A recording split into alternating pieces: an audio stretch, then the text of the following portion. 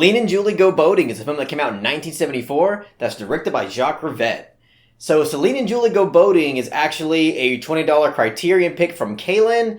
Kaylan's been a big supporter of the channel for quite some time, and I can't thank her enough for joining this tier and requesting this film. And what makes Kaylan's pick even more special is that she went on a Criterion binge and watched a bunch of Criterion films that neither her or I have seen before.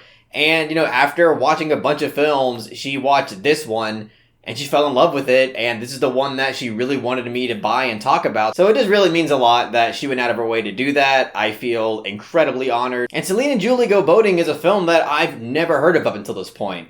I've never heard anybody bring this film up in conversation, and obviously the first time I ever heard of this film was just now when Kaylan requested it to me. And now after watching Celine and Julie Go Boating for myself, all 3 hours and 13 minutes of it, yes, it's a pretty damn long film, there were a lot of aspects of this film that I really appreciated on different levels. First and foremost, this is a surrealist piece of cinema, and I think that this film was able to achieve that atmosphere incredibly well. Honestly, a lot of the ways that this film went about its surrealism reminded me a lot of a Luis Buñuel film. I mean, I haven't seen that many of Buñuel films, but the ones I have seen are The Exterminating Angel and The Discreet Charm of the Bourgeoisie, especially when it comes to a film like The Discreet Charm of the Bourgeoisie. As I was watching this film in its entirety, I kept thinking of that film because they're both able to achieve their surrealist attitude in similar ways. Whether it's through the jarring editing style and how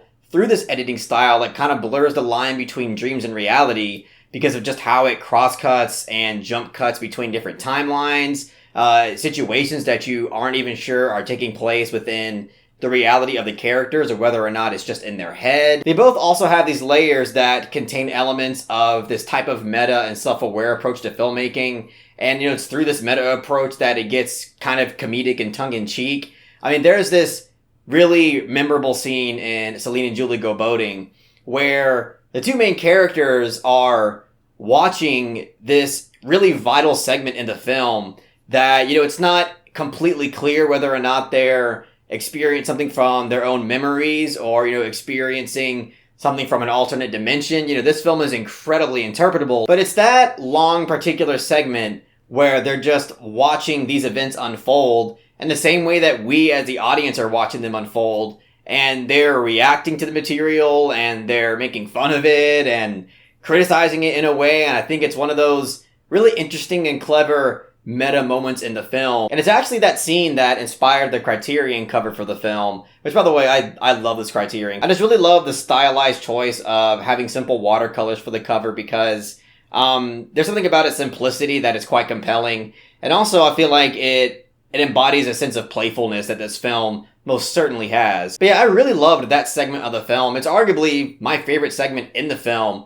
just because, again, I think it's not only able to achieve that surrealist atmosphere, but again, it's also clever, it's intelligent, and it's also just funny. Like, it's just a good, fun time with these characters. And one last thing I'll say about that segment before I move on to something else is that one interesting layer to that scene as well is that Jacques Rivette, the filmmaker, is known as a critic before he made this film.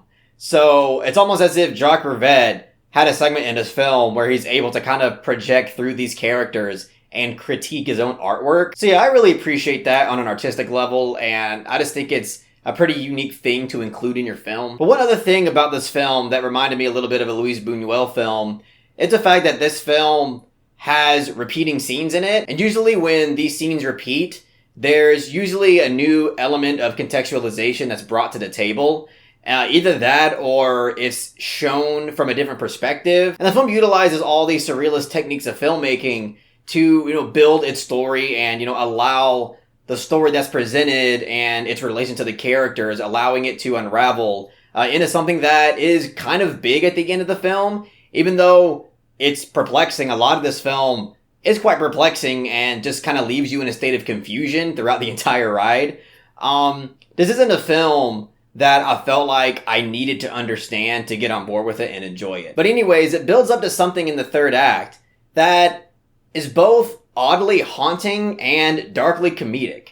Because throughout this haunting third act that we get, there's, again, this huge sense of playfulness and this huge sense of freedom that is explored through these two main characters, and it creates something so dreamlike and nightmarish, but at the same time kind of whimsical. It creates these conflicting attitudes and emotions in a way that I've never quite seen before in a film, but that dark and haunting aesthetic and atmosphere is definitely there. And to me, it's there because ultimately I believe that this film is about trauma. It's about repressing bad memories, but at the same time, having this subconscious inner urge to set yourself free from this trauma. And in this film, it specifically has to do with childhood trauma, and that could perhaps explain this overly playful nature of these two characters. But another aspect of this film that I really admired beyond how creative and ambitious it is the fact that I think this film is pretty damn influential.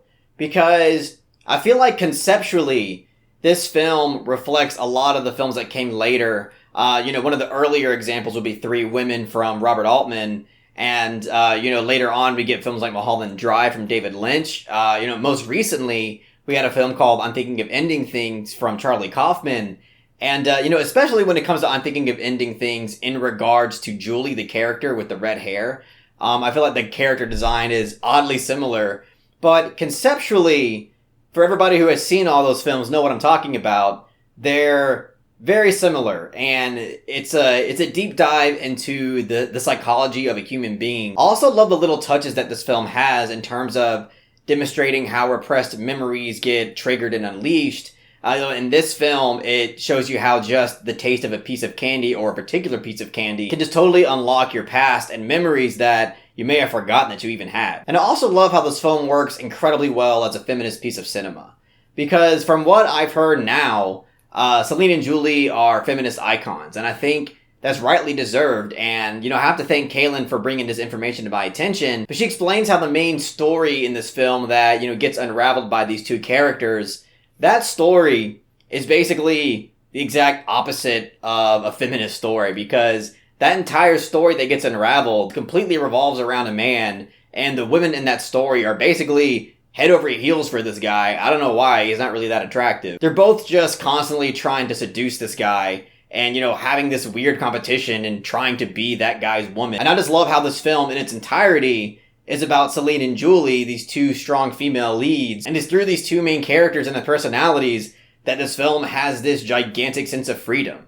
They're both very playful characters, and it's through their characters that the audience also feels a sense of liberation, that they can really achieve and do anything they want. But within this film, Jacques Rivette was able to have a demonstration of what the opposite of something like this would look like. But alright, I've talked a lot about the positive aspects of this film. I think I've honestly probably been singing its praises a little too much, because I've given y'all a false impression that I'm in love with it.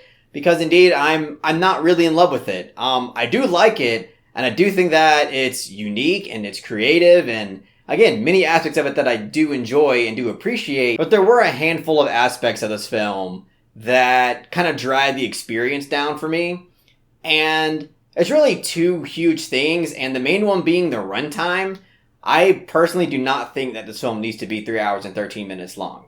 I mean, I understand the intention, because as I mentioned, this film, tries to focus on the playfulness and the freedom that these two women are experiencing. And it's through this freedom that the film intentionally doesn't have the best sense of focus. And I really wouldn't mind all of the extracurricular stuff that doesn't necessarily have to do with the meat of the story if I found the character interactions and the dialogue more interesting and compelling. Because there are a lot of scenes in this film where, characters are interacting and they're speaking with each other and conversing, but I just didn't really care for what they were talking about. And it's not that I was confused, even though I was confused, but that wasn't the problem.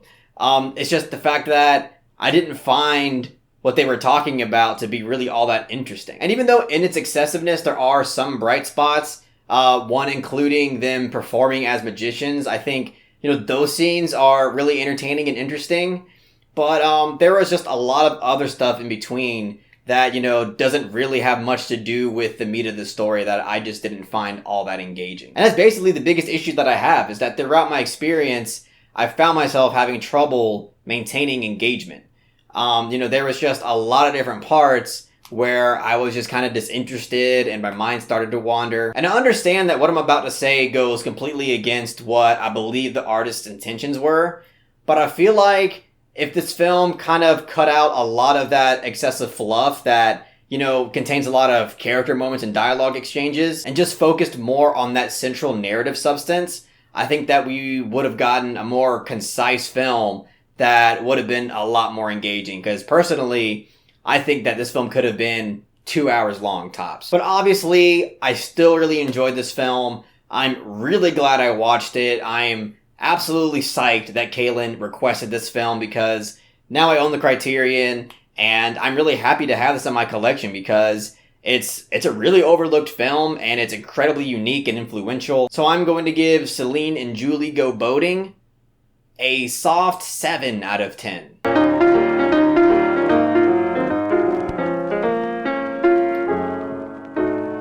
Yeah, this is a film that I definitely feel like deserves more exposure, you know, especially if you're into surrealist cinema and, you know, art house cinema. I feel like this is a film that a lot of film lovers could get a lot out of. I wouldn't really recommend this film to anybody unless they're really up for a film that tests their patience and, you know, challenges the way that they're viewing a film. But anyways, that's all I gotta say about Celine and Julie Go Boating. If you really enjoyed what I had to say about the film, please give it a thumbs up and share it amongst your friends. And don't forget to subscribe to the channel to be updated on more film-related content.